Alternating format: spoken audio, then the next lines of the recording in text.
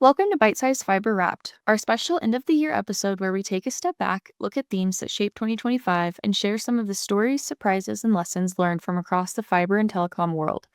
I'm your host, Ellie Puls, and joining me for this very merry episode are some of our favorite returning guests, or should I say, fiber elves, who've been keeping us laughing, learning, and occasionally troubleshooting all year long. Stefan Schneider, our go to operations expert and longtime friend of the podcast, here once again to unpack what really changed in network operations this year. Greg Ross, with more than 35 years of experience in network design, build, and construction, and a deep understanding of what happens when real world conditions meet ambitious deployment plans. James Roach, who has kept networks running through storms, outages, and everything in between, bringing the practical insight that only years in the field can provide. And Stephen Baker, our planning and design specialist, always reminding us why every successful build begins with a solid plan and the right design foundations. So grab a cup of cocoa, settle in by the glow of your Christmas lights, and let's wrap up the year bite-sized fiber style. Gentlemen, welcome back and happy holidays. So before we get into the serious stuff, let's start with something festive. What's the most Christmas chaos moment you've had on a project where everything went sideways but somehow worked out? I'll jump in here because it takes me back to probably my second year in cable. Basically, we had contractors and they were doing a bunch of stuff wrong. Things went sideways from the get go, right? So we got down to the wire where they told us if we did not get the work completed by December 31st, we were going to get thrown off the job. We were not going to get any more work. So for the month of December, I think me and the team worked probably 14 to 16-hour days right up through Christmas Eve. I was actually doing Christmas shopping at midnight at Walmart. Got it done, and we got the rest of the work. So there was a bright side to it, but the month of December really sucked. Ellie, I don't have to go back that far. I can go back to last year. Last year, before I even started at IQGeo, I was working for a contractor still. I remember it vividly. We had a railroad crossing in Carlisle, Pennsylvania that we were promised that we were going to get before the end of the year, right around Christmas time, obviously. The construction guys built 1,500 homes on the other side of the railroad track. And all we had to do was tie in across the railroad track, and we would automatically get 1,500 homes, and we could report our numbers, and we could get good numbers for the rest of the year. So we were waiting, and we finally got the railroad crossing permit the day before Christmas Eve. And we actually had crews out there stringing 288 count over the railroad track, and they was able to splice in on each side half a mile apart. So then we were able to actually turn up those 1,500 homes on Christmas Eve, and we made our numbers for the 31st. That was last year. Nice. Yeah, it's always a little nerve-wracking when someone says, "Oh yeah, it's supposed to go perfectly smooth. This is gonna work." Yeah, we waited 12 months for that permit to come across a railroad crossing, 12 months. So it was a nightmare, Wow. but it worked out. There you go. For some weird reason, December, it's the worst month ever when you're in telco product management or you're on wireless, right? Because everybody needs to make calls for Christmas and New Year's. So one time many years ago, we had done a pretty massive network upgrade across all of our network to basically enable voice over 3G, right? So at the time you were doing voice on analog or 2G, and 3G was just for data. We went in and said, no, we need to support this. We need to launch this as a product that's going to like be so good, so great. You can do all these things. And the people in engineering timed up the upgrade to basically be launched, tried, and deployed by the 15th of December. Q basically the 23rd, and this thing's not working. No one can make calls. We're frantically having people work back to like revert to the old, GSM calling gateway. So at least people could make calls during Christmas. And we pulled a rabbit out of the hat basically on December 23rd, 10:55 p.m. It's basically, yeah, this works. This is now running. We have been basically told by our management that if this thing fails, forget about any new product enhancements on the next year. Because your abject failures, you should be launched into the sun on a rocket. How are you going to ruin people's Christmases? We thought that we're just going to divert traffic to about 30% of the network. We did 10% will work, 20% will work, 30% will work, 50% will work. We ended up actually switching the entire network to voice over 3G on December 23rd, just before Christmas happened. Here you go. So mine's a little bit different. It's not necessarily project related, but I kind of think back to my days in the field, and I remember being on call for Christmas. So I was network maintenance, I'm on call, and I literally end my on call Christmas morning at 7:30 in the morning. So you usually take 7 days of being on call. I was called out for at least 6 hours a night, every night leading up until Christmas Eve. I got home Christmas morning, technically at 1 a.m., and tried to get some sleep, woke up about 3 or 4 because I couldn't sleep because I'm like, okay, I know I'm getting called out. I know I'm getting called out. My daughter was 3, comes downstairs at 6:50 in the morning. And I'm like, okay, I got 40 minutes. This is going to work. I start taking stuff off. Everybody gets up. I start making breakfast at 7 o'clock. My phone rings. And my whole family just turns and looks at me. And I answer the phone, and it's dispatch telling me that the oncoming on call is taking it and have a Merry Christmas. And he just wanted us to call you to give you that last moment of fear in the holidays. So I was actually off call, but it was that moment where it's like, I almost killed him, but I appreciated the fact that they called me, and I was actually able to enjoy my Christmas morning. That's funny. Well, that's nice then. Shout out to your colleague for taking that over. What has been your wow, we've come a long way moment this year?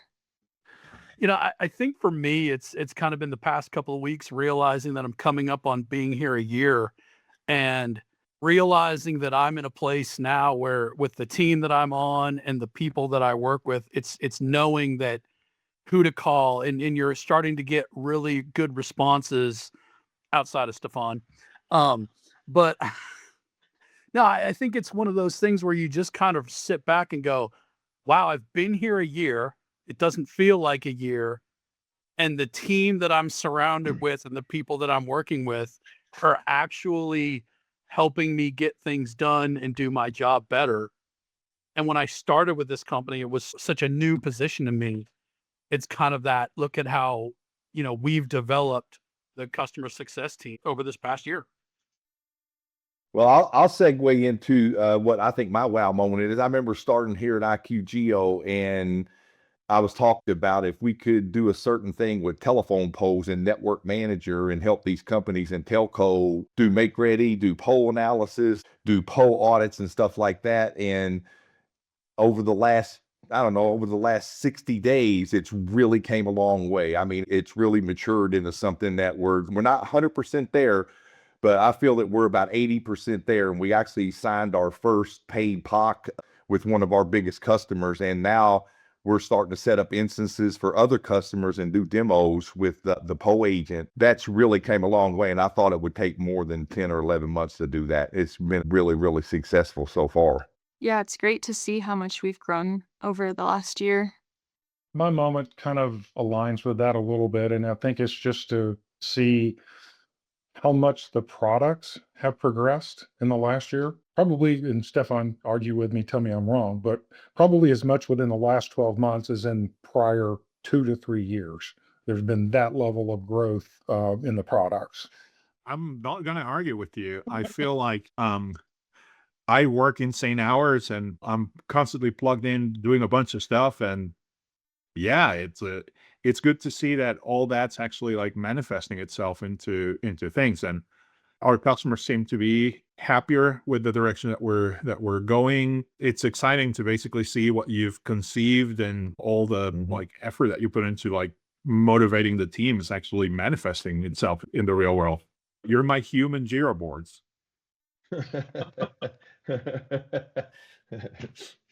That's a first. I've never been referred to as a human Jira board before. Thanks. Yeah, Such There you kind go. words. could be worse. Which podcast topic this year has sparked the biggest aha moment for you all? I think for me, it's probably all the talk about paper and permitting. Yeah, I would probably just say the progression away from paper to a much more digital format. Still a long way to go. Hmm. There's still a lot of old cable dogs and telco dogs out there that are gonna push back on that. But I think the industry as a whole is starting to make a good progression in that area. Yeah, I agree with it. Going to just an all digital format would be that would be very, very good for everybody. It could help if the construction guys could learn to work off of that and get past that, just like Steve said, get past that old mantra of needing construction prints and stuff like that. Then we could really turn the corner with this. I think that's really good to look forward to, I think.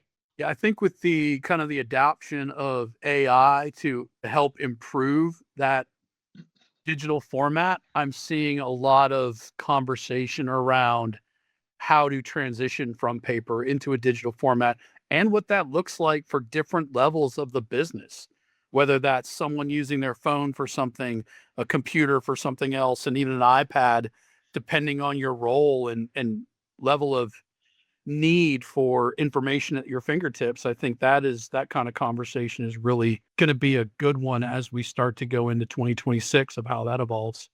I think for me, when we were doing the Break Fix podcast, it kind of blew my mind as we were talking how much data we have about the state and the reality of the network and how little of it gets used to help with actual operational processes.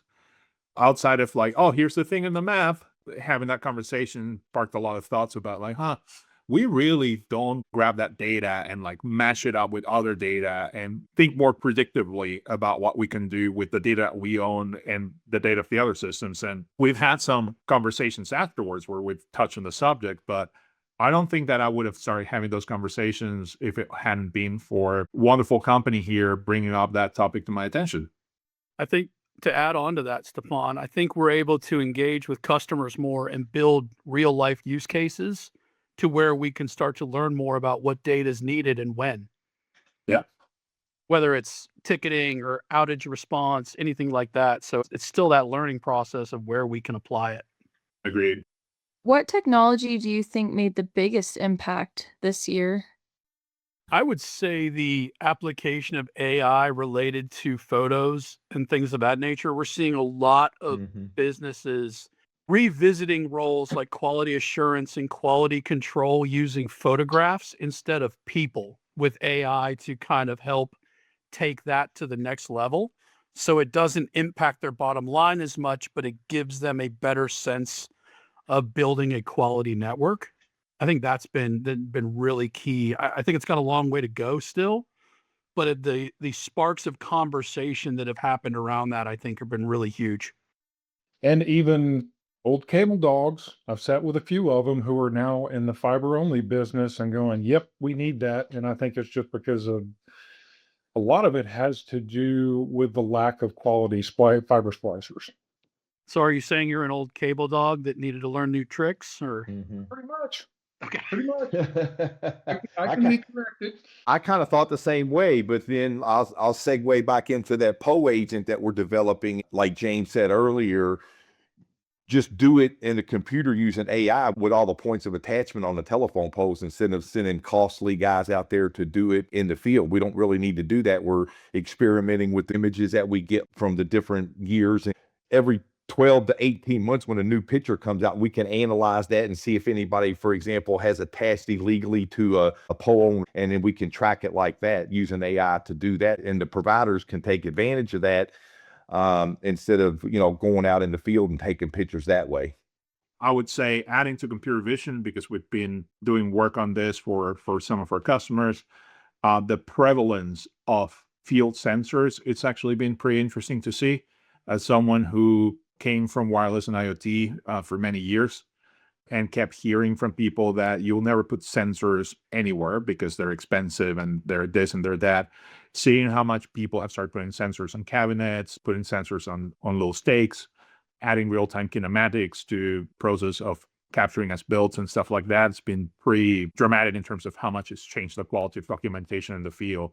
And then on top of that, on the analytics side, I think we had a a bit of the opposite moment. Like we did a lot of machine learning and AI 10, 15 years ago, and we kind of like squeezed as much juice as we could out of that in that realm. Has been seeing some of that big data frameworks actually making their way to like the geospatial and system of record realm. Very early days. Not many people are playing with that, but it is potentially going to be alongside computer vision pretty revolutionary, because it's not just getting the right things captured and documenting reality, but also being able to much more precisely identify where things that may not be good at telling you how they're performing, and combining those two, you end up with a pretty good like first step to network autonomy. Where do you think we'll be with that in another year, if you could estimate? That's a good question. If I keep my promises to Steven and he's not paying me for this, I mean, just deposit your envelope in the secret location. We've been developing constantly and delivering constantly for the last year, and we've gotten into a really good cadence where 3 to 6 months we have something that's good value out there. So I think that we're going to be pretty good at taking data and contextualizing it and reporting it for next year. We're going to keep improving with computer vision and identifying other use cases for auditing and more in-depth modeling or capturing of things in the field. And I think on the combined version of that, we're going to start seeing some strides for us this year for automating the process of taking those two extremes into something that autonomously can improve the quality of data on your network or autonomously can produce some good results. Stefan, if you don't deliver it, Steve told me I get to be your secret Santa. Well, you see what kind of sweaters that I get. So, I'm looking for that for next year. Okay. What other trends or technologies are you all most excited about for next year? I can speak on that one. It's been thrown out there in the state of North Carolina that we're going to try to develop a permitting process for like bead money and RDOF money and the real rural builds of North Carolina and other states to where we can do the permitting in IQGeo and then like we spoke about earlier, get construction guys to use digital copies instead of paper copies. We're going to try the same approach and in North Carolina in these real rural areas where some people don't even have permitting agencies in these small towns and stuff like that. So we're going to kind of treat it like an 811 locate system, right? So we're going to draw the permit polygons in Network Manager. It doesn't have to be anything fancy, and then we're going to present that to all these different municipalities and see if they will accept them wholeheartedly. Because typically everybody knows when you do permitting, this agency wants that, this agency wants that, and so on and so forth.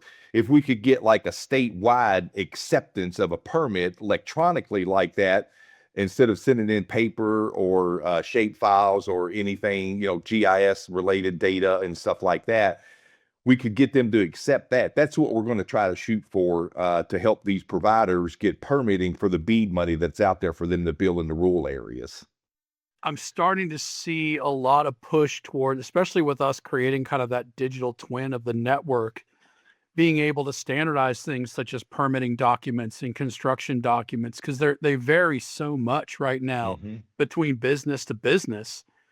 It's really an opportunity to try to set some sort of standard. Nothing's going to be perfect or nothing's going to be exact, so that we can start to improve communication with municipalities, with local governments, city governments, even federal governments as they start to build more infrastructure.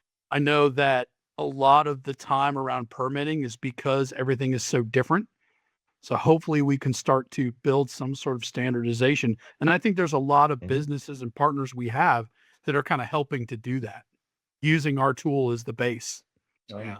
I'm happy to see the bead money starting to go again.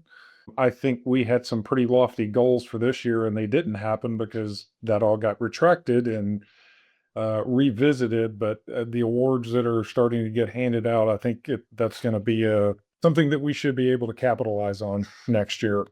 That's actually a good call. I think the flow of money is good. It's definitely moving people at work kind of like on a holding pattern for a while. There are lots of little bits and pieces of technology that are super exciting. I think one thing that maybe it's going to be more relevant in the North American market than, say, for example, other markets, it's the fact that overbuilders are going to have to operationalize their builds, right? So if you're an overbuilder and you're a small company with a small footprint, right, you're not going to go in and go buy a massive OSS or BSS system, right? You're going to go for things that are more right sized, that are more geared towards wholesale. And that's where I see a lot of exciting things happening for customers and for us, because it's a more competitive market where wholesalers are going to be able to effectively actually wholesale their networks to other carriers and operate autonomously without having to build themselves into larger telcos. With that is going to come a ton of automation. So where I see the exciting technologies is that we have been treating automation as a resource replacer for a long time. And that has not really worked out the way that people thought it was going to work out. You can't just take people out and replace it with an algorithm and expect the same results. Algorithms don't know how to react to calls on Christmas Day at 7:30 p.m. But we're seeing more technologies around agents that are used to complement and enhance the workforce. And that part is really, really exciting because, we've all built networks, and sometimes you feel like you're building a castle with a toothpick, and getting some digital help. It's well received. All right. Well, thank you guys for answering all the serious questions. Now, some fun ones. If our Bite-Size Fiber podcast had a holiday party, who's DJing and who's still talking about data accuracy? Stefan is talking about data accuracy and Steve is DJing. I Think about that backwards, Kyle. I got that backwards. Yeah, exactly. No, you know what? Steven would be an actually great DJ. That said, it's all the hits from the 70s, back when he was in his prime. Hey, the 70s. I am a true child of the 80s. All right. What is your bah humbug moment from this year in telecom? Every time I have to jump on a call with James. Oh, sorry, did I say All right. Well, on a more positive note, what is one word you all hope defines 2026? Growth. Oh, yeah. I was going to Growth. say prosperity. I hope to find realization. Good luck with that. I want to say thank you, all of you, for a wonderful year of, podcasts, good stories, great laughs, comedy, drama. You've helped make this year very, very good. So thank you. Yeah. Thanks for going on the podcast. I can't believe how fast the year has gone. And that's a wrap, literally. From all of us at Bitesize Fiber, thank you for listening, laughing, and learning with us this year. Have a wonderful holiday season, and we'll see you next year right here on Bitesize Fiber. Happy holidays. See you later. Holiday. Thank you. Holiday.